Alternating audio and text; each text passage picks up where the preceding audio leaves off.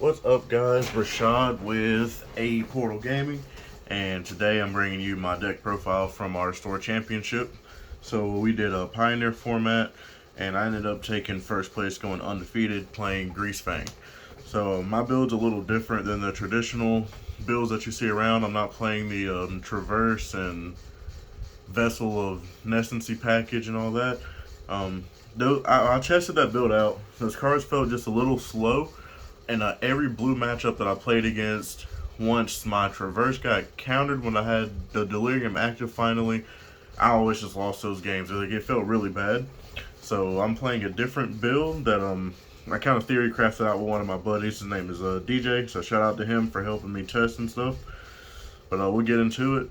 And of course, we play for Greasefang. If you don't know what he does, at the start of your turn, you go to combat, you bring out a vehicle, and it gets haste. It goes back into your hand at the end of the turn, as long as it's still on the board. If it gets killed, you don't get to add it back from grave. The main vehicle that we play is Helium II. So this one has Flying, First Strike, and Vigilance.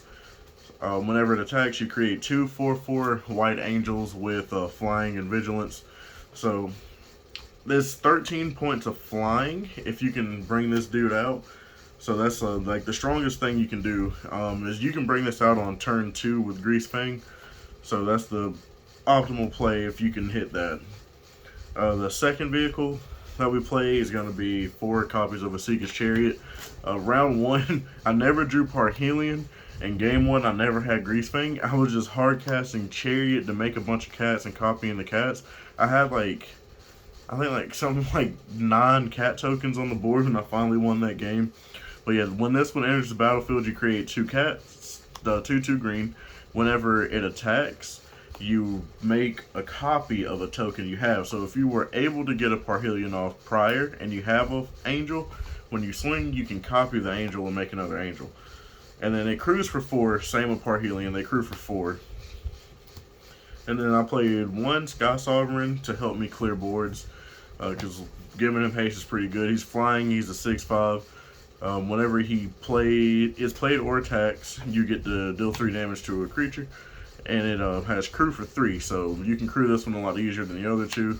You either need like 2 creatures or Greasefang to crew the other 2 because they crew for 4. So I played this one just as a Boardbreaker. And then cards to help me get them in the grave, I play 4 Raffine's Informant, which if you connive her is a power of 3, so it goes perfectly with this. When she's entered, you connive, so you draw, discard. If you discard a non-land, you'll get a +1/+1. Then I played 3 copies of Satyr Wayfinder. It's a 1/1, 2 cost for a green and a colorless. When he enters the battlefield, you reveal the top 4, grab a land, put the rest in the graveyard. So it's just another way to mill your deck to get your vehicles faster. And then I played 2 Lily. Her -2 I used like twice today, I think. But mainly what she's for is because Greasefang returns a vehicle to hand. So on turn 2 or 3, you want to drop your Greasefang combo. If you're able to get it off turn 2, turn 3, you want to drop Lily. If you had to wait till turn 4, which 9 times out of 10 you are, then you play the Lily on turn 4 as follow-up, and you just discard the vehicle that you added back to your hand with her +1, which also helps you get cards out of your opponent's hand to limit some interaction that they'll have. Next, for the instance, played 4 copies of Grizzly Salvage. This is like the best card in the deck because it mills 5. So you reveal top 5, add a creature or a land, put the rest in the graveyard. So it's either you grab a piece that you need, or you just get the mill 5, which gets you deeper in the deck. Next, I played 3 copies of Seed of Hope, which is baby Grizzly Salvage. So this one, you only mill 2 cards, and you can add any permanent milled to your hand by this, and then you gain 2 life also. So this it helped me stay in some games that I should have lost a while ago. This in combination with the next card for the life gain. So I played 2 copies of Cosmic Rebirth. So this lets you get a Revive Greasefang from your graveyard if you mill him. So I had a lot of times where I Grizzly Salvaged and I needed a 3rd land to play Greasefang. But I had this also, so it's like it's not bad to leave the Greasefang, take the land, play the land, and then Cosmic Rebirth, the Greasefang back out. And this is also an instant, so if they go to exile your graveyard and you've got one in there, not in hand, you can cast this at instant speed to go ahead and get him out before he gets exiled. And then you also gain 3 life off of it. So it's a little bit of life gain package. that was all the instants I played in the deck, was those cards. So they just help you with milling, finding your pieces, and kind of plays around the graveyard hate just a little bit. Next, for the sorceries, we played 4 copies of Thoughtseize. This is the best turn 1 play in the deck. Currently, I am going to be switching my build to run Stitcher Suppliers, because that card is really good. On turn 1, you get the mill 3, helps you set up the turn 2 greasefang a lot easier. Now I play 2 copies of Can't Stay Away. This card, thinking about increasing to 4 copies of it. I at the time only had 2, so I played the 2. It's a really good card, because if you mill it, and you mill a bunch of stuff that kill your greasefang and don't exile it, you get to either cast it for 2 or flash it back from your graveyard for 5 and just revive them, and you can win the game that way. Then last sorceries I played were 2 Witherbloom Command. This card's alright. You get the mill 3, add a land back from the grave, or give a creature -3/-1, or destroy a non-creature, non-land permanent with mana value 2 or below, or steal 2 life from your opponent and gain 2 life. So it's got a bunch of different options on it. The one that helped me the most today was the -3/-1, and of course you're always going to be choosing the mill for the second one. If you're in like really dire straits, one time I actually played this and wasn't able to mill. I had to kill a creature and then gain life to survive another turn, but it ended up helping me win the game that way. Now, on to the lands. There are 6 pain lands. So, there's just 2 of each of the colors. And just pay 2 to make them come in on tap. It's 3 color decks, so we're just playing the different color combinations of them. Next are going to be the lands that if you have 2 or few other lands, they get to come in on tap. So it's just more of that color combination. You know, this isn't, you can change the lands however you want to. You can drop these down and just play 4 copies of the other ones if you would like. But this helps you save on some life anyway, because you're going to be paying life with Thoughtseize, and then those lands you have to shock in. So I played this lineup of those lands, the same colors, just different lands. And then last, I played some basics. So we got 2 forests, 2 plains, and a swamp. So, you know, arguably Traverse will be pretty good in here because it searches for a basic land. I do play 5 basic lands.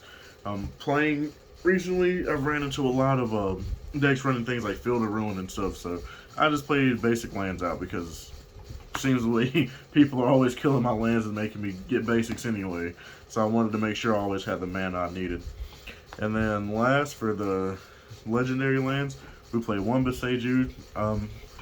Never put it as a land unless I absolutely have to. I use it to kill things like Weathered Runestone and stuff like that, especially what it's in here for. You have a lot of cards in the deck. There's 7 cards in my list. Actually 10 that would let me get this land back.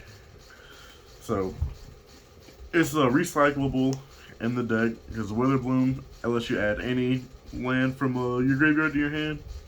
If you hit it off Grizzly Salvage, you can grab it. Hit it off Sacred Wayfinder, you can grab it. So just playing the 1 was fine.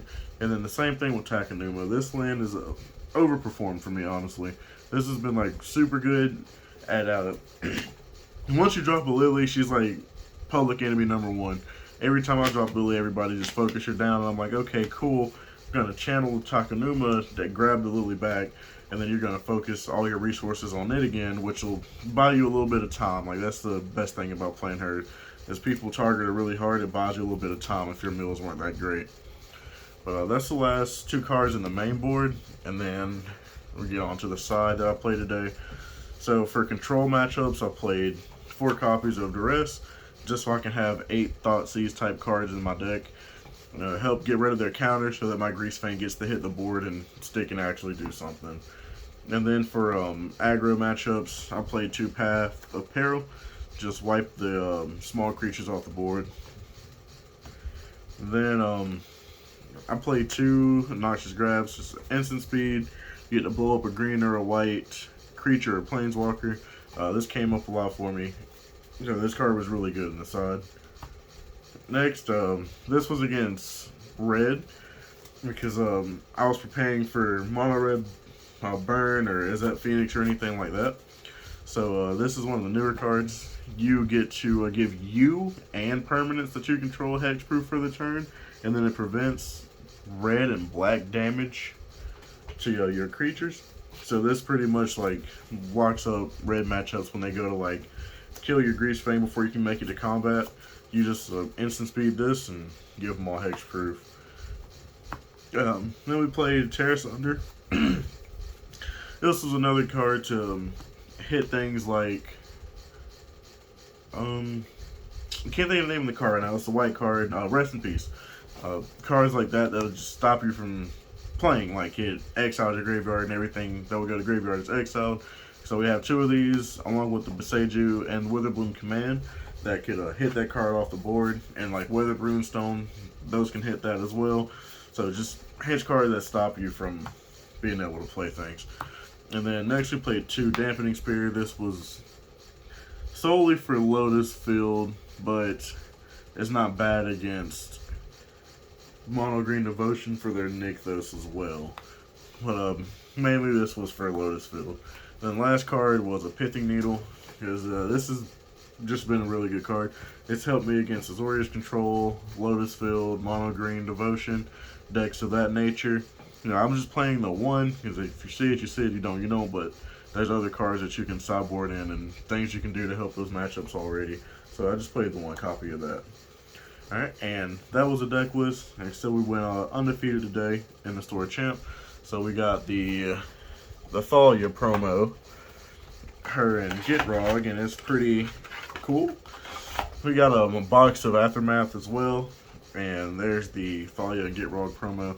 So it's super cool. This is my first Magic Store Championship, so it was very exciting to win it. Again, shout out to Dustin, or my buddy DJ. He helped me test for this event all week, and we had a blast. If you're ever down in the Bainbridge area, come down to Eternity's Portal Games and Comics. We have tournaments basically every day of the week. We have comics, figures, old video games, pretty much anything you can think of that would be hobby related. So if you're ever down in the area, just come on down and see us. We love to play every card game under the sun. I promise you, whatever you play, you'll be able to find somebody to play with you there. But that was the end of this video, guys. Thank you for watching, and we'll see you in the next one.